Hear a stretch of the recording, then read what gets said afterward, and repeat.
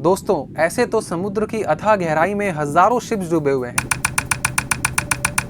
लेकिन रिसेंटली अभी एक सबमर्सिबल पानी के अंदर ब्लास्ट हो गई, जो कि एक इंटरनेशनल न्यूज बन गया।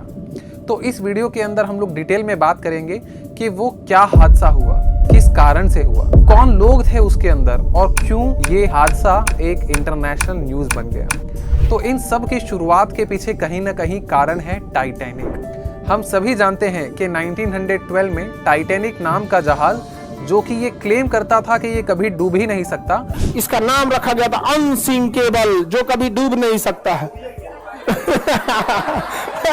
पहले यात्रा में डूब गया आप। वो अपनी पहली जर्नी के दौरान ही अटलांटिक महासागर के अंदर डूब गया। टाइटैनिक क्यों डूबा और उसके पीछे का क्या कारण था, ये ढूंढने के लिए बहुत सारे रिसर्च और साइंटिस्ट इसके पीछे काम कर चुके हैं। लेकिन जब 1997 में सबसे पहली बार टाइटैनिक मूवी रिलीज हुई तो लोगों के मन में एक उत्साह आ गया। वो जानना चाहते थे, वो देखना चाहते थे कि रियल में टाइटैनिक कैसा दिखता है, और उसके लिए लोग करोड़ों रुपए खर्च करने के लिए तैयार हैं। तो यहीं से हमारे इस कहानी की शुरुआत होती है। ओशन गेट नाम की एक कंपनी टाइटैनिक के मलबे को दिखाने के लिए एक टूरिस्ट जर्नी शुरू करती है। 2021 में इसका प्रयोग सफल भी रहता है। कुछ लोग जाते हैं और सक्सेसफुली 13,000 फीट की गहराई में जा करके टाइटैनिक के शिपरेक को देख करके वापस आते हैं। लेकिन 2023 के अंदर ये प्रयास असफल हो जाता है और इसके अंदर 5 लोग जो बैठे थे, उन 5 की डेथ हो जाती है। तो वो 5 कौन लोग थे उसके बारे में हम लोग आगे बात करेंगे। सबसे पहले इस जहाज के बारे में समझते हैं। दोस्तों, ऐसे तो पानी में चलने वाले कई प्रकार के जहाज हैं, लेकिन पानी के अंदर जाने वाले 2 प्रकार के सबसे ज्यादा यूज होने वाले जहाज होते हैं। इसमें से एक है सबमरीन। सबमरीन नॉर्मली मिलिट्री के पास में होती है। ये साइज में काफी बड़ी होती है और ये बहुत लंबे समय तक पानी के अंदर रह सकती है। और एक छोटा वेसल जिसको नॉर्मली साइंटिफिक एक्सप्लोरेशन के लिए इस्तेमाल किया जाता है, उसको टूरिज्म पर्पस के लिए भी इस्तेमाल किया जाने लगा। इसको कहते हैं सबमर्सिबल। सबमर्सिबल एक ऐसा वेसल होता है जिसको पानी में उतारने के लिए और वापस से पोर्ट तक पहुंचाने के लिए एक शिप की जरूरत पड़ती है, जो कि इस केस में पोलर प्रिंस था। पोलर प्रिंस सबमर्सिबल टाइटन को पोर्ट से 640 किलोमीटर की दूरी को तय करके सतह पर लाया था।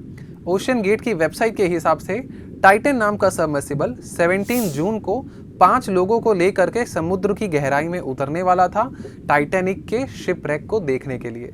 ये पूरी जर्नी केवल 7 घंटे की थी, जिसमें से 2 घंटे का समय समुद्र के सरफेस से लेकर के टाइटैनिक के रैक तक जाने में लगने वाला था। 17 जून को कनाडा के सेंट जॉन पोर्ट से इस जर्नी की शुरुआत होने वाली थी, लेकिन मौसम खराब हो जाने की वजह से इसको अगले दिन के लिए पोस्टपोन किया गया। ये एक ऐसा सबमर्सिबल था जिसके अंदर कोई सीट नहीं थी, एक टॉयलेट था और जिसको भी बैठना है वो फ्लोर के ऊपर ही लेग फोल्ड करके बैठ सकता था। और इस वेसल से बाहर निकलने के लिए कोई भी पॉसिबिलिटी नहीं थी। टाइटैनिक के शिपरेक को देखने के लिए उसमें एक पोर्ट होल अवेलेबल था, जिसके थ्रू टाइटैनिक के शिपरेक को देखा जा सकता था। टाइटन की मदरशिप पोलर प्रिंस की मदद से सुबह 8 बजे 18 जून को टाइटन को पानी के अंदर उतारा गया। दोपहर 12 बजे इसकी जर्नी शुरू हुई और शाम के 7 बजे तक टाइटन को अपनी जर्नी को खत्म करके वापस लौटकर आना था। अब टाइटन को 13,000 फीट की गहराई में टाइटैनिक के शिपरेक तक पहुंचना था। 13,000 फीट की गहराई आप कुछ इस तरीके से समझ सकते हैं कि दुनिया की सबसे बड़ी बिल्डिंग बुर्ज खलीफा की हाइट को अगर 5 टाइम्स कर दिया जाए तो ये उससे भी ज्यादा गहरा हो जाता है। इतने डीप सी के अंदर कोई wireless network, GPS, radio links काम नहीं करते, ना ही वहां तक सूर्य की कोई किरण पहुंचती है। समुद्र की इतनी गहराई के अंदर सबमर्सिबल टाइटन के ऊपर पानी का प्रेशर इतना ज्यादा था जो कि एफिल टावर के वजन के बराबर हो सकता है, tens and thousands of tons. Submersible Titan को इस तरीके से बनाया गया कि वो बलास्ट की मदद से पानी की गहराई में आसानी से जा सके और उसके अंदर स्ट्रक्चरल स्टेबिलिटी मेंटेन रहे, और 24 घंटे के बाद में बलास्ट ऑटोमेटिकली रिलीज हो जाएगा, जिसकी हेल्प से वापस से वेसल पानी की सतह पर पहुंच सकता है। टाइटन लगभग 2 घंटे में टाइटैनिक के शिपरेक तक पहुंच जाता है, लेकिन 1 घंटे 45 मिनट के बाद ही टाइटन का संपर्क अपनी मदरशिप पोलर प्रिंस से टूट गया। अब पोलर प्रिंस के अंदर बैठे क्रू मेंबर्स को ये चिंता होने लगी कि जो भी लोग गए हैं क्या वो सेफ है या नहीं। टाइटन को 7 घंटे के अंदर लौट करके वापस आना था, लेकिन जब वो नहीं आई तब पोलर प्रिंस के अंदर बैठे क्रू मेंबर्स के होश उड़ गए।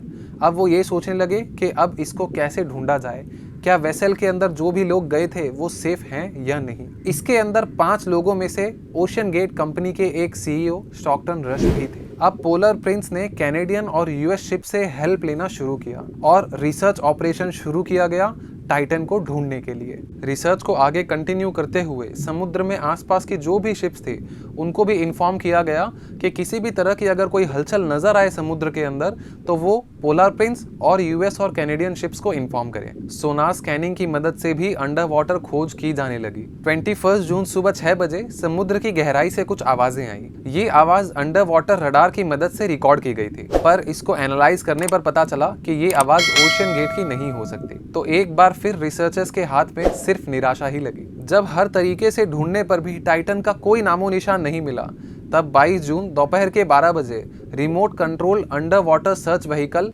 टाइटन के शिप रैक के पास भेजा गया और जो चीज देखने के लिए मिली वो दिल दहलाने वाली थी। टाइटन के आगे का हिस्सा टाइटैनिक के शिप रैक से लगभग 1600 फीट मतलब 500 मीटर की दूरी पर मिला। इसको देख करके रिसर्चर्स को ये कंफर्म हो गया कि टाइटन के अंदर इम्प्लोजन हुआ है। मतलब टाइटन पानी का जो इतना ज्यादा प्रेशर था उसको सहन नहीं कर पाया और वो ब्लास्ट हो गया। अब एक सवाल यहाँ पे ये भी आता है, क्या इस हादसे को होने से रोका जा सकता था? ओशन गेट की वेबसाइट के हिसाब से टाइटन के हल को मतलब उसकी बॉडी को real time health monitoring system से बनाया गया था। जैसे जैसे समुद्र की गहराई के अंदर टाइटन उतर रहा था, पानी का प्रेशर उसके ऊपर बढ़ता जा रहा था और टाइटन के ऊपर लगे सेंसर्स उसकी पूरी इंफॉर्मेशन उसकी मदरशिप पोलर प्रिंस को भेज रहे थे। अब सवाल यहाँ पे ये आता है, क्या ये मॉनिटरिंग सिस्टम जैसे काम करना चाहिए था वैसे काम नहीं किया, या फिर इसकी इंफॉर्मेशन पायलट को भेजी ही नहीं गई ताकि इस ऑपरेशन को अवर्ट किया जा सके, कैंसिल करके वापस से टाइटन को समुद्र की सतह पर लाया जा सके। तो अभी इन्वेस्टिगेटर्स के लिए ये जानना जरूरी है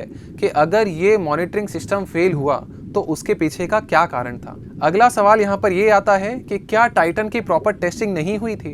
इन्वेस्टिगेटर्स को अगर ये लग रहा है कि टाइटन की बॉडी के अंदर पहले ही क्रैक पड़ चुका था, तो क्या समुद्र में वापस से उसको उतारने के पहले उसकी टेस्टिंग की गई थी? Most of the merchant vehicles के लिए ये जरूरी होता है कि वो एक्सटर्नल बॉडी के द्वारा खुद को सर्टिफाई करवाए, उसकी टेस्टिंग करवाए कि ये व्हीकल सारे स्टैंडर्ड्स को फुलफिल करती है और ये पानी में उतरने के लिए सेफ है। लेकिन ये चीज टाइटन के साथ में नहीं की गई थी। इसके ऊपर ओशन गेट का कहना था कि ये व्हीकल इतना ज्यादा इनोवेटिव है कि वो सारे टेस्ट मेजरमेंट्स इसके लिए अप्रोप्रिएट ही नहीं है। इस चीज के ऊपर यूनिवर्सिटी कॉलेज लंदन के प्रोफेसर डेविड एंड्रयूज ने कहा कि अगर ये काम सिर्फ रिसर्च पर्पस के लिए किया जा रहा है और कंपनी ऐसा कहती है कि उसके ऊपर टेस्टिंग करने की जरूरत नहीं है, तो ये एक अलग बात है। लेकिन जहां पर उसी वेसल को इस्तेमाल करके पैसे कमाने की बात आ जाती है, तो फिर उसके अंदर प्रॉपर टेस्टिंग होनी चाहिए थी। और ये एक बहुत बड़ा सवाल खड़ा कर देता है, क्योंकि जितनी बार ये व्हीकल पानी की गहराई में जाएगा उसके ऊपर प्रेशर पड़ेगा और उसके कारण इसका शेप थोड़ा सा श्रिंक होगा और जब वापस से ये व्हीकल पानी से बाहर आएगा तो ये अपनी नॉर्मल साइज में आ जाएगा, क्योंकि ये कार्बन मटेरियल से बना हुआ है। पर सवाल यहाँ पे ये आता है कि जितनी बार भी उसको पानी में भेजा गया, क्या उसके ऊपर अल्ट्रासोनिक स्कैन किया था ताकि माइक्रोस्कोपिक लेवल तक डिफेक्ट का पता चल सके? अगर नहीं, तो ये भी एक कारण हो सकता है कि उसके अंदर पहले से ही ब्रेक डिफेक्ट था, जिसके कारण टाइटन प्रेशर को झेल नहीं पाया और इम्प्लोड हो गया। अब बात करते हैं वो कौन 5 लोग थे जिनकी इस जर्नी के दौरान डेथ हो गई। सबसे पहले जैसे कि मैंने बताया, उन 5 लोगों में से एक ओशन गेट कंपनी के ओनर और सीईओ स्टॉकटन रश भी थे। दूसरे ब्रिटिश बिजनेसमैन हामिश हार्डिंग, जो एक्शन ग्रुप के फाउंडर और एक्शन एविएशन के चेयरमैन रह चुके हैं। ये एक पायलट, एक्सप्लोरर, एडवेंचरर और स्पेस टूरिस्ट भी थे जो कि यूएई से बेस्ड थे। इन्होंने 2022 में स्पेस टूरिज्म भी किया था जेफ बेजोस के साथ में। तीसरे थे पॉल हेनरी, इनको मिस्टर टाइटैनिक भी कहा जाता था। ये डीप सी एक्सप्लोरर थे और टाइटैनिक एक्सपर्ट थे। इन्होंने अपनी पूरी लाइफ में 37 टाइम्स टाइटैनिक के शिप रैक को विजिट किया था, जिसमें फर्स्ट टाइम उन्होंने 1987 में किया था। और लास्टली पाकिस्तान के बिजनेसमैन शहजादा दाऊद और उनके बेटे सुलेमान, जिसकी उम्र सिर्फ 19 साल थी, वो भी इस वेसल के अंदर गए थे। इनकी फैमिली पाकिस्तान की one of the wealthiest business family में से मानी जाती है। अगर आपको ये वीडियो जरा भी इंफॉर्मेटिव लगा तो इस वीडियो को लाइक और शेयर जरूर करिएगा। साथ ही में नीचे कमेंट में बताइए कि किस तरह के वीडियोस आगे आप देखना चाहते हैं। और अभी मेरे इस चैनल को सब्सक्राइब कर लीजिए ताकि इसी तरह के इंफॉर्मेटिव वीडियोस आपको मेरे थ्रू मिलते रहें। जय हिंद, वंदे मातरम।